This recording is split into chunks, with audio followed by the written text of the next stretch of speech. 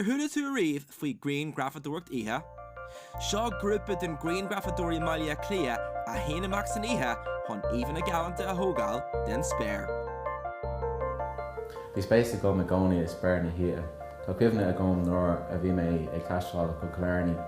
Bhí an spéir ar bheith dorgatí saon agus bhí na milliún réalte i mi. Tá sin a roiig chum is spéis a spéir ceapan.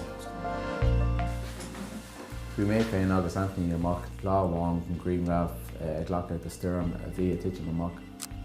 Dá an méid ní sin go raibh na spéisna céine a gcéin agus bhí eolalas má ag Anthony ag bhaintáin agus na áiteanna is fearr le dul chun marc má a fáil ar spéir na híte.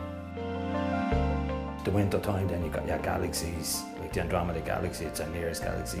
The Orion Nebula, the only nebula you can see with the naked eye, it's around all winter stuff. Then you have the meteor showers. The meteor showers are unbelievable when you see them going like 93,000 kilometers an hour and you catch that on camera, like it's just a great feeling. Tá sé tábhachtach go bhfuil an spéir glán chun na réalta eáil agus me tá fiúd tá sé níos fearr fós. Is féidir planning star clusters agus galaxies a roithe eáil agus orinthe feicim níos ná an rééis freisin. I actually bought a camera from my girlfriend. I didn't have an interest in it, and we were out one day and she says to me, "Will you hold that camera?" And I just started taking a few shots. Got hooked after that. That camera became mine then. We were literally setting up the cameras and sitting down on chairs to take a selfie, and I went back and checked and said, "Holy shit, it's a big meteor in that shot." The camera was jumping up and down. Is féidir le haon camera beag nó DSLR Grianghraf a thógáint de spéir na híte fiú na fáin póca. Tá bhuairgóid Grianghraf a lorg ag Bloc do chomórtas Grianghrafadóireachta Instagram dar teideal Bloc ar bís.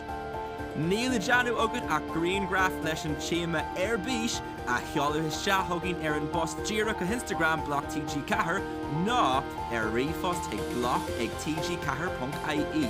Bei iPhone X le buchan ag an Grianghraf is fearr.